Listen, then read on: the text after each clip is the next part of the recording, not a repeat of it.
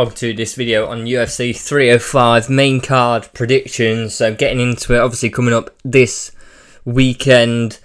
Starting off with the start of the main card, Li Jingliang versus Pratos. Obviously, Li Jingliang obviously got beat by Chimaev at some point in the past. Obviously, a big thing that probably a lot of casual fans would have seen him being beaten round one, thrown around by Chimaev. Prietes probably gets this done, I think. I think he's good on the feet. He's shown that he can get the wins in the UFC from coming here, and also had a good background before that. Li Jingliang is sort of,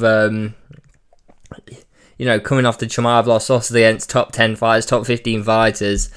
I don't see him breaking into that. I can see Carlos really moving up and actually getting this into the top 15. His striking is very good. He's got good KO percentage. He does well and gets the finishes out there. And I think he, one day he could get to the top 15, which Li Jingliang I don't think does that.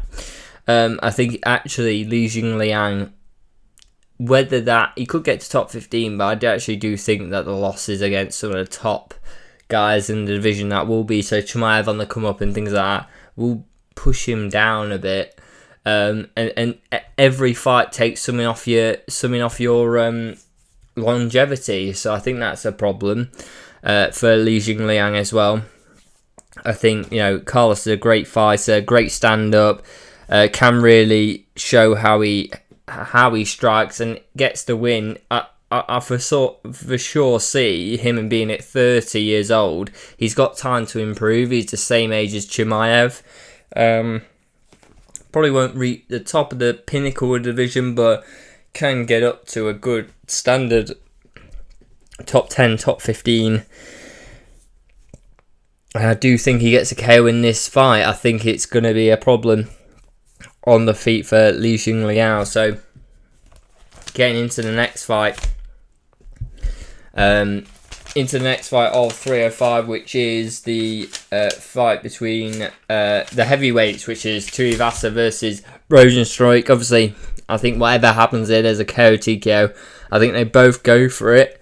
And I don't see it heavyweight how if one lands, they don't at least get rocked and finish. You know what I mean? They're that big punchers. They go for the finish throughout their career. I don't see there not being a finish.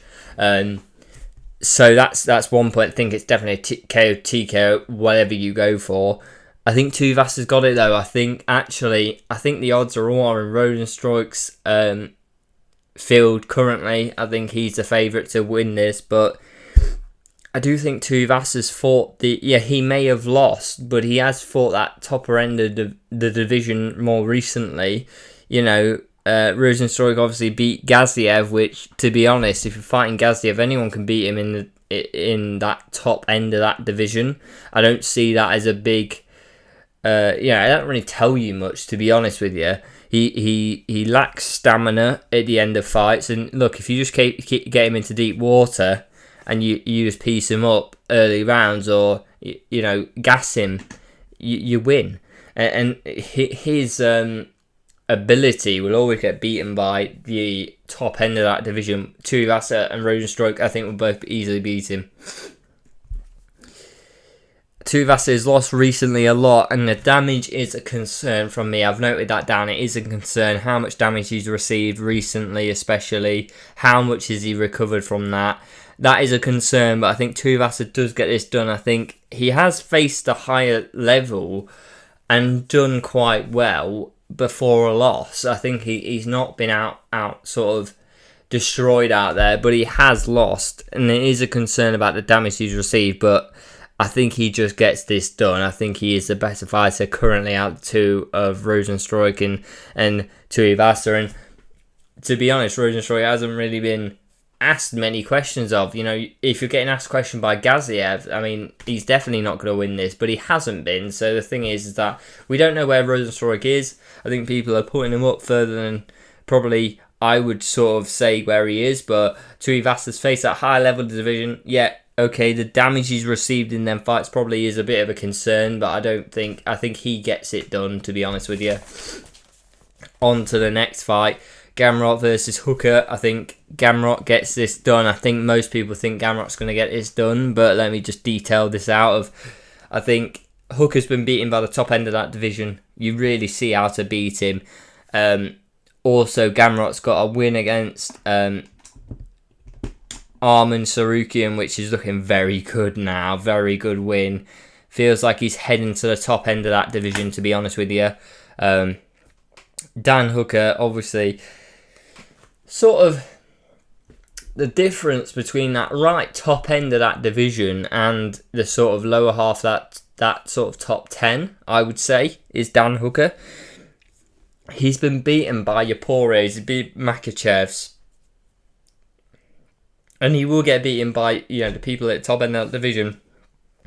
But he really separates that top end of that division of fighters who are going to go for a world title shot and the fighters below that.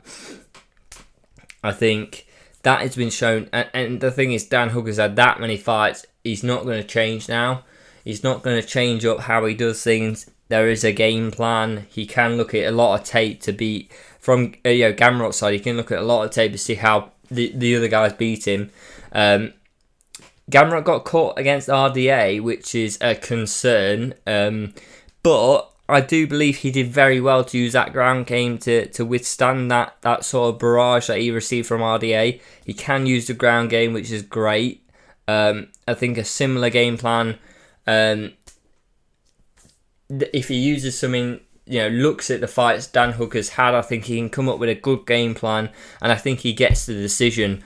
I think if he gets hurt, unless he gets fully knocked out, which I don't see Dan Hooker really just putting him out with one shot or two shots on the feet, he can use that ground game to recover, and he'll win the other 2 rounds. I think that's how it's going to happen. I think he at least wins round 1, or if he loses round 1, he wins round 2 and 3. I don't see him losing round 3.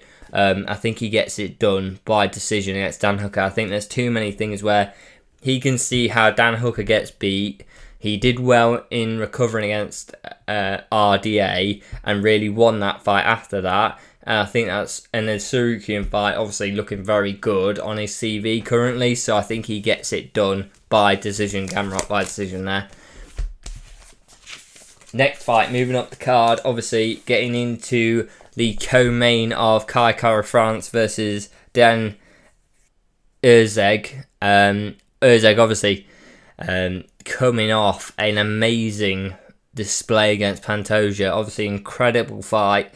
That range and height really showed how good it is in that sort of flyweight division, having that height advantage and reach advantage against a champion.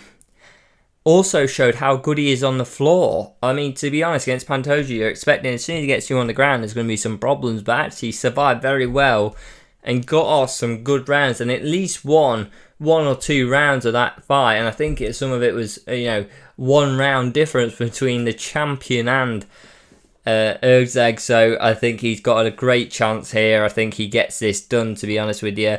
I think Kai Kara-France, obviously a great kickboxer, great on the feet, but I think he lacks that sort of ground game which he showed against Pantoja. And if he's keeping himself against Pantoja well on the floor, I think if there's any problems with Kai Kara-France, he gets him down on the ground and shows him that style of fight. I think Erzeg is a future champion here.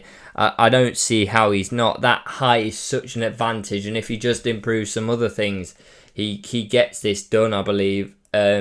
Especially in this fight, I think he then goes onto a championship fight again sooner rather than later. I don't see how he doesn't. Obviously got a KO victory before Pantoja, which is a great KO in the second round, and obviously I think was ranked 10th in the top 10, so right at the bottom of that top 10 before the championship fight against Pantoja. Really showed he is fully up at that top 3 at least in that division after that fight. Incredible fight for him. Obviously he is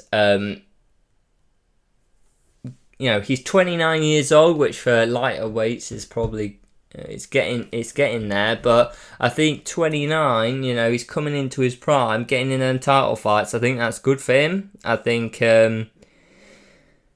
he'll get this done, and I think I think it just really gives him a little boost into he's had a few more years. Obviously against Pantoja, he's 5 years younger. He has time to learn a bit before he gets on Pantoja's level, and if he's already fighting him and he's 5 years younger, I don't see how he's not a top 3. I think he's top 3 now, to be honest, but I don't see how he's not a future champion. I think he gets Kai Kara-France out of here.